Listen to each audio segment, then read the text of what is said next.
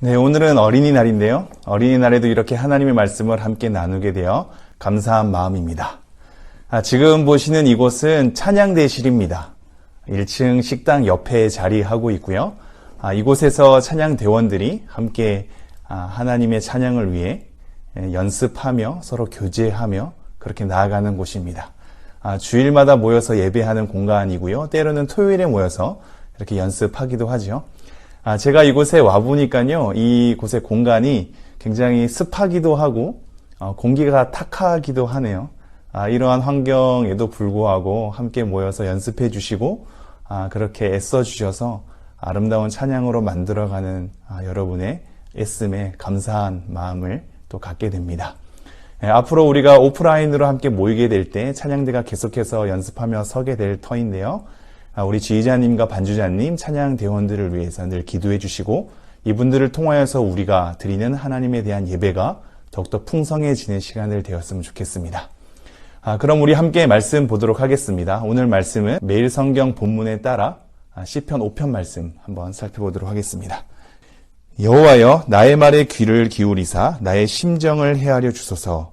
나의 왕 나의 하나님이여, 내가 부르짖는 소리를 들으소서. 내가 주께 기도하나이다.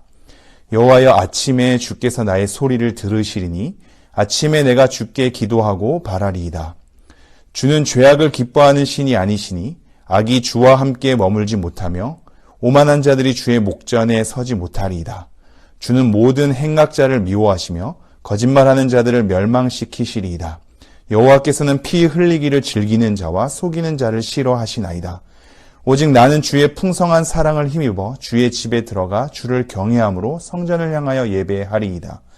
여호와여, 나의 원수들로 말미암아 주의 의로 나를 인도하시고 주의 길을 내 목전에 곧게 하소서. 그들의 입에 신실함이 없고 그들의 심중이 심히 악하며 그들의 목구멍은 열린 무덤 같고 그들의 혀로는 아첨하나이다. 하나님이여, 그들을 정죄하사 자기 꾀에 빠지게 하시고 그 많은 허물로 말미암아 그들을 쫓아내소서. 그들이 주를 배역함이니이다.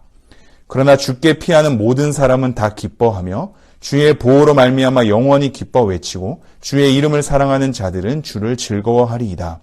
여호와여, 주는 의인에게 복을 주시고 방패로 함같이 은혜로 그를 호위하시리이다. 아멘. 오늘은 시편 5편을 함께 살펴볼 텐데요. 이 시편 5편의 표제어가 이렇게 기록되어 있습니다. 인도자를 따라 관악에 맞춘 노래. 이 표제는 사실상 원문에는 이 1절에 포함되는 글귀인데요. 1절 앞에 인도자를 따라 관악에 맞춘 노래라고 우리에게 소개를 하고 있는 겁니다. 인도자를 따라서 이 기도를 또는 찬양을 하나님께 올려드린다는 것을 기억해 볼 만합니다. 여기저기 흩어져서 마음껏 무질서하게 아무 것이나 다 아뢰기보다는 함께 모였을 때 같은 고백의 내용을 가지고 같은 심정을 가지고 함께 한마음이 되어서 인도자에 따라 질서 있고 규모대로 하나님께 올려드리는 찬양과 기도로 같이 모이고 있다는 사실을 우리가 시편을 통해서 알 수 있게 되는 거죠. 그래서 인도자를 통해서 우리가 마음을 같이 합치는 겁니다. 우리의 흐트러져 있는 여러 마음, 개인의 여러 사정들을 다시 한번 함께 모였을 때 같은 말씀의 내용에 따라 우리의 심정을 그 기도문에 따라 그리고 찬양의 고백에 따라 하나님께 올려드리는 것이 공적 예배의 굉장히 중요한 요소 중에 하나지요.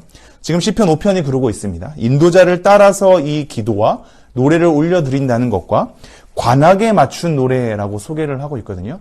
이 관악기에 맞추는 겁니다. 대부분의 시편은 현악기에 많이 맞추거든요. 시편 5편이 시편 중에 유일하게 관악기에 맞춘 노래인 것 같습니다. 관악기로 맞춘 노래라는 것이 무엇인지 우리가 알 길이 좀 어려우나 여러 가지 추측하기로 관악기는 이제 호흡을 따라서 내뱉는 거잖아요. 피리나 퉁소 그리고 플룻도 있고요. 나팔도 있을 수 있겠습니다. 이렇게 내뱉는 소리를 통하여서 그 음을 이루어가는 것. 어찌 보면 우리의 심정 또한 이 호흡의 내뱉음을 통해서 우리의 심정을 하나님께 내뱉고 아뢰는 것으로 하나님께 올려드리는 것은 아닌가 우리가 생각해 볼 수 있고요. 또한 이 관악기는 이 소리를 내뱉으면서 사람들에게 알리는 신호 역할이거든요. 그래서 나팔이나 이런 것들이 여러 전쟁이나 모임이 있을 때마다 이 신호를 나타내는 거였죠. 한마디로 이 관악에 맞춘 이 노래, 시편 5편의 내용은 사람들에게 어떤 알리는 신호탄의 역할을 우리에게 가져다 주는지도 모르겠습니다. 그래서 표제어는 인도자를 따라 관악에 맞춘 노래라고 우리에게 얘기를 하고 있습니다. 그러면 시편 5편 1절 말씀을 제가 한번 읽어보지요. 여호와여 나의 말에 귀를 기울이사 나의 심정을 헤아려 주소서. 먼저 하나님을 찾으면서 내 말에 귀를 기울여 주시옵소서. 그리고 나의 심정을 헤아려 주시옵소서. 지금 내가 내뱉는 이 말에 하나님 제발 귀 기울여 주시고 이러한 나의 마음을 헤아려 살피시고 이해해 주시옵소서라고 호소를 하고 있습니다. 이러한 호소로 시작되어서 5편 마지막 11절, 12절이 결론인데요. 여기서 뭐라고 얘기하냐면 나는 하나님을 기뻐할 것입니다. 하나님을 즐거워할 것입니다. 라고 얘기하면서 하나님께서 의인에게 복을 주시고 그를 호의하실 것입니다. 라는 것으로 찬미를 드리는 결론으로 가고 있거든요. 우리는 이 과정을 잘 생각해야 되는데요. 우리는 시편이 완성된 글귀, 처음과 끝을 보면서 우리의 심정을 단번에 이들의 심정과 동일하게 가기가 쉽지 않죠. 이들은 여러 복잡한 심정, 개개인의 사정들 또는 공동체의 사정들을 여러 하나님께 아뢰는 과정 가운데 하나님께 호소하는 가운데 하나님에 대해서 헤아려 보고 하나님의 뜻을 살펴보고 자기의 처지를 아뢰기도 하고 자기의 대적에 대해서 하나님께 다시 한번 아뢰기도 하면서 하나님의 어떠함을 묵상한 다음에 그리고 자기의 심정을 다 털어낸 다음에 하나님에 대한 찬미의 과정으로 다시 한번 가는 거거든요. 이 심정의 과정이 있고 하나님께 올려드리는 기도의 과정이 있는 겁니다. 과정을 생략한 채 우리는 처음 글귀와 마지막 글귀를 단번에 읽어버리고 그것을 쫓아가자니 우리의 감정이 과정 없이 흘러가서 이 시편에 대한 내용에 집중하기가 어렵지요. 그러나 이 시편은 정돈된 말이며 정돈된 감정이며 하나님께 아뢰는 정돈된 기도라는 것을 명심해야 합니다. 그러므로 이 정돈된 것 안에 우리는 이들이 여러 과정을 거쳐서 여러 감정의 과정과 여러 하나님께 탄원의 과정을 거쳐서 찬미로 그 결과가 흐른다는 것을 염두에 두면서 깊은 묵상 가운데 그 감정을 쫓아가는 그런 묵상이 되어야만 합니다. 이 1절부터 12절로 가기까지의 굉장히 여러 복잡한 단계와 과정이 있는 것이죠. 그것을 염두에 보면서 다시 한번 1절부터 3절까지 제가 한번 읽어드리지요. 여호와여 나의 말에 귀를 기울이사 나의 심정을 헤아려 주소서. 나의 왕 나의 하나님이여 내가 부르짖는 소리를 들으소서. 내가 주께 기도하나이다. 여호와여 아침에 주께서 나의 소리를 들으시리니 아침에 내가 주께 기도하고 바라리이다. 지금 이 시편의 기자는 그리고 이 기도문으로 함께 기도하고 있는 이 공동체들은 하나님께 자기의 심정을 계속 아뢰고 있습니다. 하나님 제발 저희 말에 귀를 기울여 주십시오. 저의 심정, 저의 마음을 하나님께서 제발 헤아려 주십시오. 이해해 주십시오. 우리가 부르짖는 소리를 제발 들어주십시오. 내가 주께 이렇게 기도하고 있기 때문입니다. 하나님, 아침에 주께서 나의 소리를 들으시리니 내가 하나님께 기도하면서 하나님을 바라겠습니다. 라면서 하나님께 호소하고 있습니다. 지금 이 호소의 내용이 아침에 이루어진다는 걸 우리가 한번 주목해 볼까요? 아침에 이 기도를 드리고 있습니다. 아침이란 이 시간은 새벽과 마찬가지로요. 전날과 이어지는 날이기도 하면서 새날의 출발이기도 하죠. 그러기에 아침에 하나님께 기도하는 이 내용은 전날에 있어서의 이 사건과 감정이 고스란히 이어지는 이 맥락 속에 있으며 새로운 하루를 시작할 때 하나님께서 이 하루를 이끌어 달라는 우리의 간곡한 호소로서의 출발점이기도 합니다. 어제와 오늘을 잇는 시간, 그래서 어제의 감정을 가지고 아뢰며 이 감정이 이제는 정돈되고 하나님께서 새 하루로서 만들어 가겠다는 희망과 기대를 가지고 주님 앞에 아뢰는 시간이 바로 아침의 시간이며 또한 새벽의 시간이기도 하죠. 그러므로 이 아침에 부르짖는 겁니다. 제발 제 기도 소리를 들어주십시오. 제가 주께 기도합니다. 제 심정을 헤아려 주십시오. 하나님을 내가 바라겠습니다. 이 시편의 기자는 어제의 복잡한 감정을 그대로 고스란히 하나님께 다시 한번 아뢰고 있는 겁니다. 이러한 상황 가운데 변하지 않는 새 아침을 맞이했는데 하나님, 이러한 상황을 하나님께서 제발 들어주시길 원합니다. 제가 기도하고 또 기도하고 또 기도하겠사오니 하나님 제발 들어주시고 나의 심정을 헤아려 주십시오. 그래서 이 아침에 하나님께 간곡히 기도하오니 이제는 이 새로운 이 날에 하나님께서 우리를 도우사 어제의 이 일들을 뒤집어 엎는 역사를 우리에게 보여주시옵소서라는 기대와 희망을 가지고 아뢰고 있는 겁니다. 우리가 이 아침에 하나님께 간곡히 기도하고 있는 이 시편 기자와 공동체의 심정을 가지고 우리가 이 시편의 내용을 계속 묵상해 나아갔으면 좋겠습니다. 4절부터는 그 내용이 바뀌고 있는데요. 내가 하나님께 이렇게 간곡히 기도합니다. 나를 살펴주십시오. 하나님 바라겠습니다. 내가 이렇게 기도하나이다. 라고 외친 다음에 이 내용이 다시 한번 하나님께 초점을 맞추고 있습니다. 4절 읽어볼까요? 주는 죄악을 기뻐하는 신이 아니시니 악이 주와 함께 머물지 못하며 오만한 자들이 주의 목전에 서지 못하리이다. 주는 모든 행악자를 미워하시며 거짓말하는 자들을 멸망시키시리이다. 여호와께서는 피 흘리기를 즐기는 자와 속이는 자를 싫어하시나이다. 이 4절부터 6절까지는 하나님께 초점을 다시 한번 맞추고 있거든요. 자기 심정을 먼저 아랬죠. 어제의 일을 가지고 어제의 감정을 가지고 다시 한번 하나님께 새날을 우리에게 허락해달라고 외치고 있고 하나님께 간곡히 부탁하고 있으며 희망을 걸고 있습니다. 그러기에 다시 한번 하나님이 어떤 분인가를 주목해 나가고 있는 겁니다. 우리 기도의 또는 찬양의 가장 중요한 부분인데요.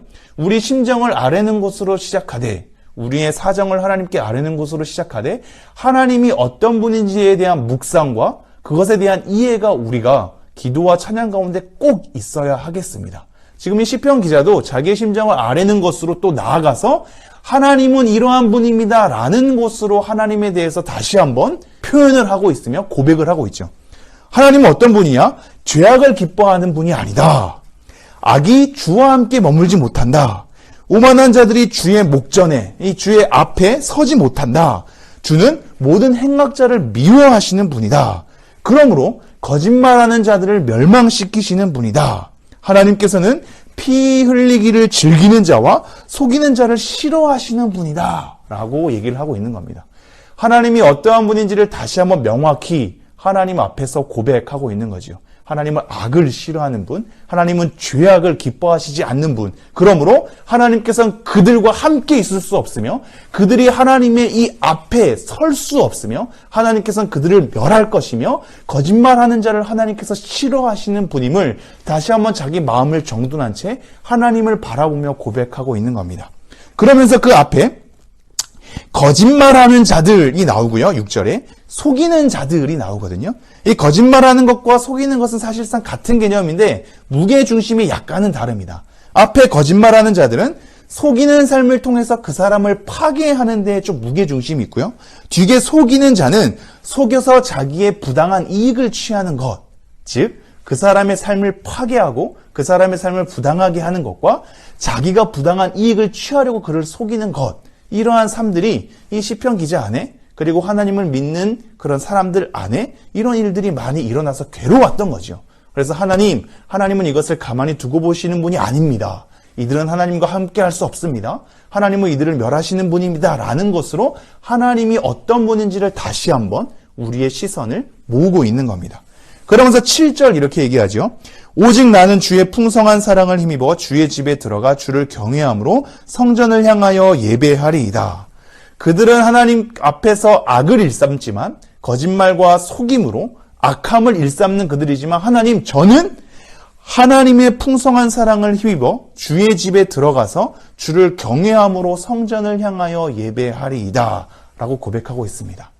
그들은 하나님과 함께 할 수 없는 악을 일삼지만 저는 하나님의 집에 들어가 하나님께 예배하는 구별된 장소에 들어가 성전, 이때는 솔로몬의 성전이 짓기 이전이거든요. 다윗의 시라고 소개하는 걸로 봐서, 즉 하나님께서 임재하는 그곳을 향하여 예배하는, 그리고 하나님을 경외함으로 나는 서겠습니다 라면서 그들과 다른 삶을 추구하는, 그래서 나는 하나님을 경외함으로 하나님 앞에 서서 예배할 것이라는 우리의 각오와 다짐이 그들과 다른 면으로 우리를 소개하고 있는 거죠. 그러면서 8절 이렇게 이어집니다. 여호와여, 나의 원수들로 말미암아 주의 의로 나를 인도하시고 주의 길을 내 목전에 곧게 하소서. 9절 10절도 있죠. 그들의 입에 신실함이 없고 그들의 심중이 심히 악하며 그들의 목구멍은 열린 무덤 같고 그들의 혀로는 아첨하나이다. 하나님이여 그들을 정죄하사 자기 꾀에 빠지게 하시고 그 많은 허물로 말미암아 그들을 쫓아내소서. 그들이 주를 배역함이니이다. 하나님이 어떠한 분인지를 주목하고 그에 따라 나는 그들과 다르게 하나님을 경외함으로 예배하는 자로 서겠습니다 라고 고백한 다음에 이제는 그들의 상태를 하나님께 고발합니다.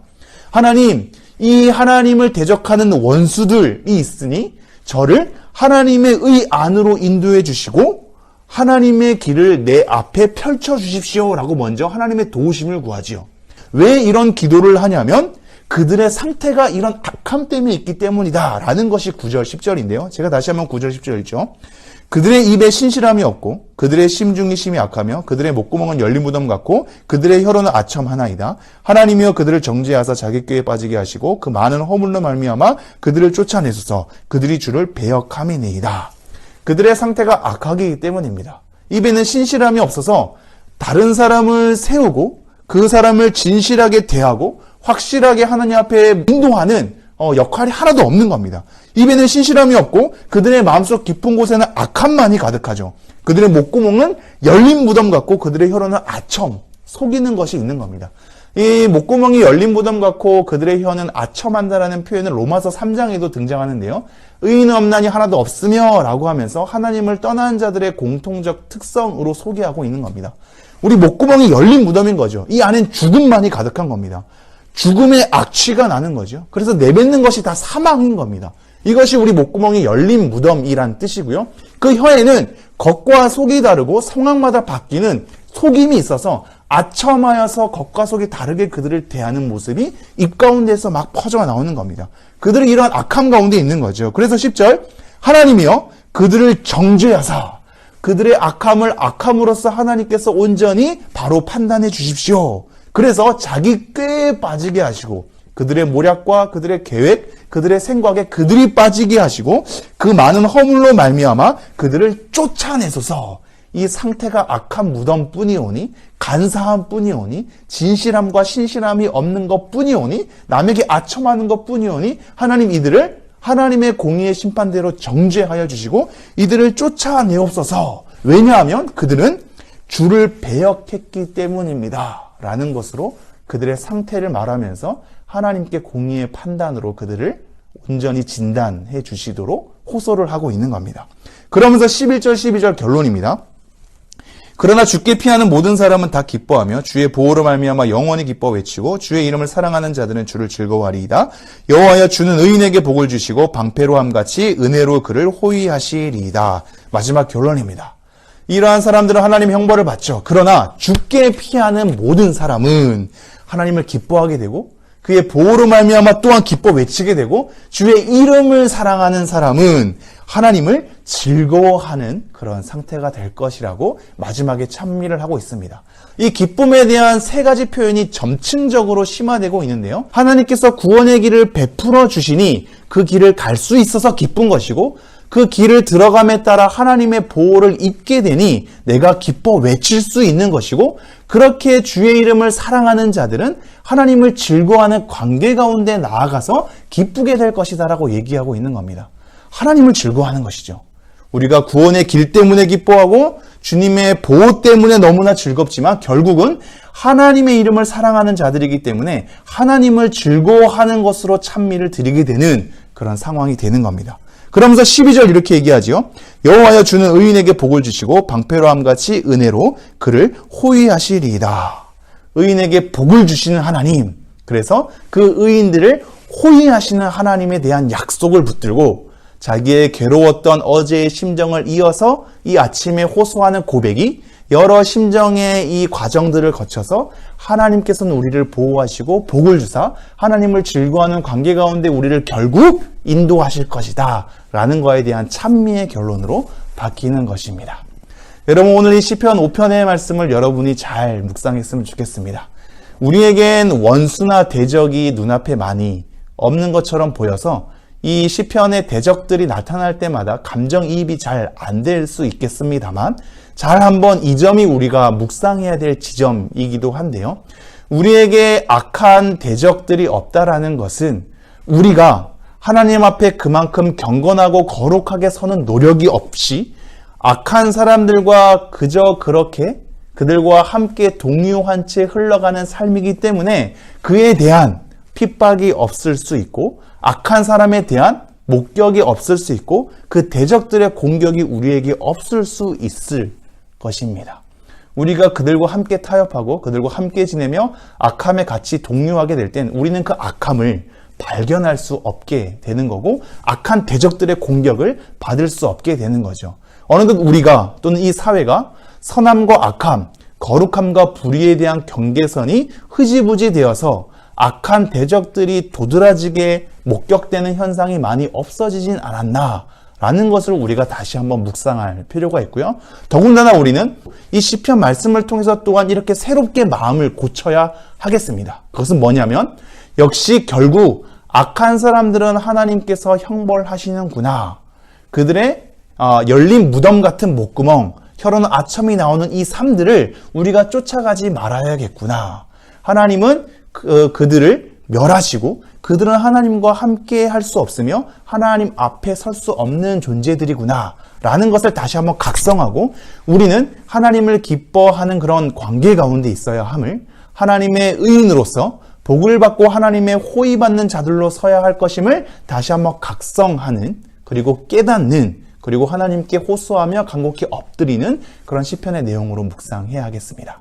오늘 이 시편 5편의 말씀을 다시 한번 깊게 묵상하면서 우리가 어떠한 삶을 살아야 할지 그리고 우리의 심정을 어떻게 앓으면서 아침마다 나아가야 할지 잠잠히 하나님 편에 서서 나아가는 귀한 하루 되었으면 좋겠습니다. 함께 기도하겠습니다.